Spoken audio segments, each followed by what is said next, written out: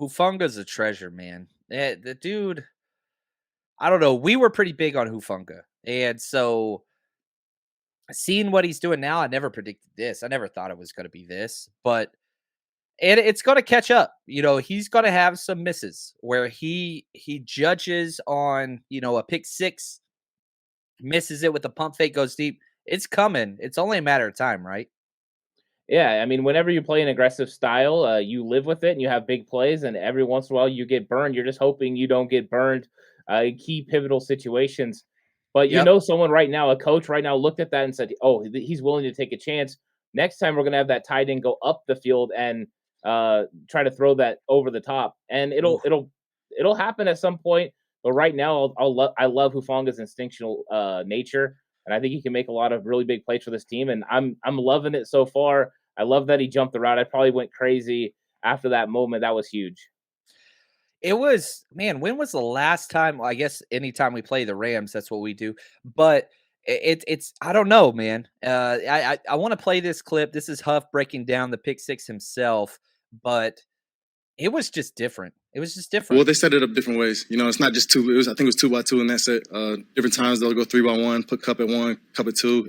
They set it up. They just kind of setting up how the offense wants to flow throughout the game. I think it's a good drive starter for them as well. So they're just trying to get a few yards just to kind of get momentum going. Whether they want to quick count us and do all those things, but you just have to have great eyes. If you don't, if you go out there and if you trigger and have no hesitation, you can really make those plays for sure. Kid's so easy to root for. One of my favorite things about human beings is when they're having a conversation, they face each other and they talk to each other. And, again, breaking down the nuances of the press conference, whenever he talks and somebody asks a question, this dude's going to do this and have a conversation like it's one on one with that reporter all the time, which, is a little bit different because you get weird angles. But it's just something that comes across in who he is. And you remember when Huff came in, what was his goal? He wants to be a Pro Bowler special teamer. He's somebody that focuses on the minutia. Like you said, didn't even see the Debo play because they were making adjustments on the sideline, and he's focusing on what his job is. Do your job.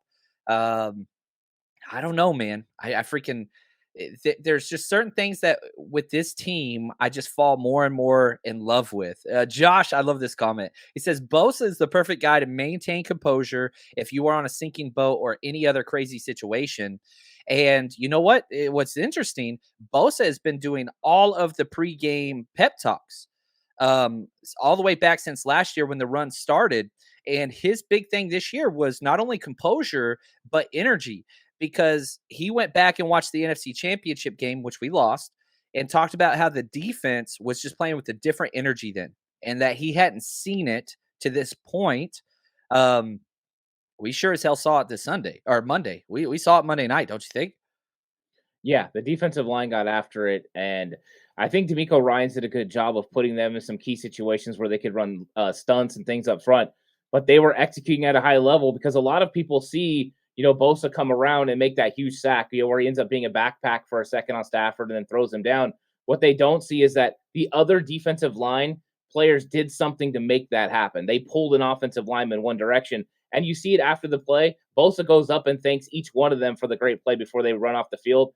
That's leadership. That's what you want from this team. And that's why this defensive line is going to cause more problems for the Panthers because they're getting in sync and Bosa's looking as the best he's ever looked in the NFL. And I think that's scary for everybody. He's leading the NFL in sacks. He's got 6. And the crazy thing is, the 2 sacks he got in this game, neither one of which was Bosa dominating. The first sack was on a stunt, untouched, right? Like you said, the other defensive lineman. The second sack was more of a speed bump as Stafford was trying to get back to the line of scrimmage and thudded on the ground. That counted as a sack. And so if you could get that type of production as bonus on top of whenever he dominates, which he's going to dominate this week, believe you me, he's going to. I don't know, man. It's pretty crazy how you can have not one, but 2 kind of defensive player of the year type caliber players. And that's not even mentioning all pro Fred. And I'm going to be honest, Fred's been good. He's been really good. Dre Greenlaw has been the best linebacker in back-to-back weeks. Dre Greenlaw is playing some unreal football right now. The tape he screams off the tape nonstop. Oh, yeah. And the funny thing is, right, all the conversation during the offseason was trade Dre Greenlaw.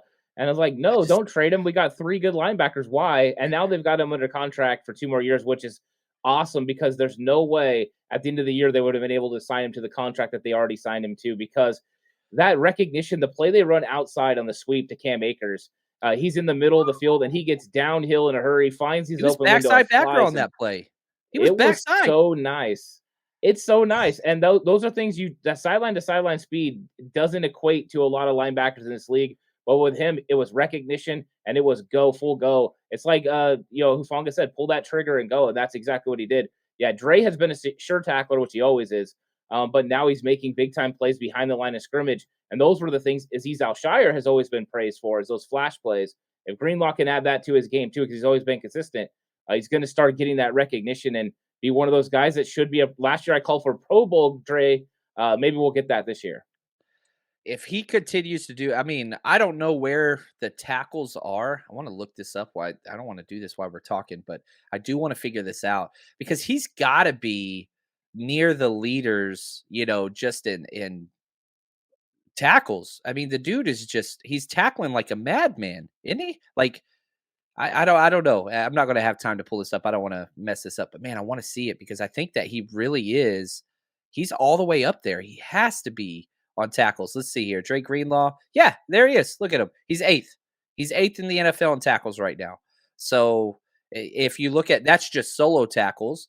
If you look at combined tackles, yeah, he's right there. Again, tied for 8th. So, yeah, I mean, you're talking a top 10 guy in tackles, and if he can just keep this, if he can just kind of keep where they're at, which now here's another question for you. Javon Kinlaw knee, Eric Armstead foot.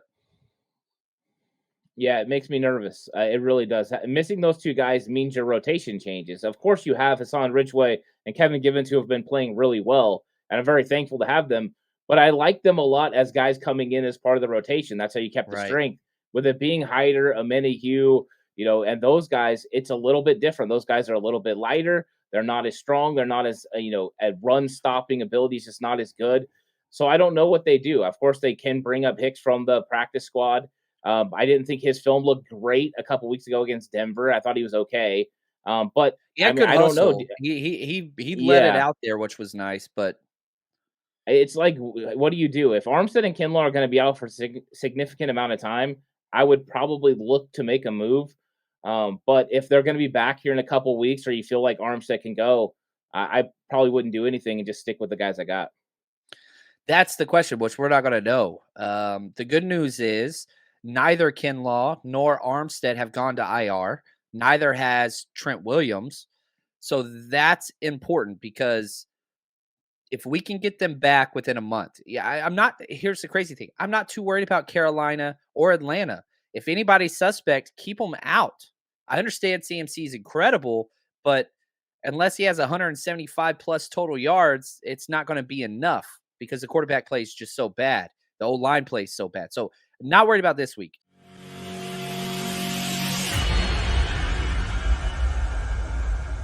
Time for the 49ers Rush Podcast.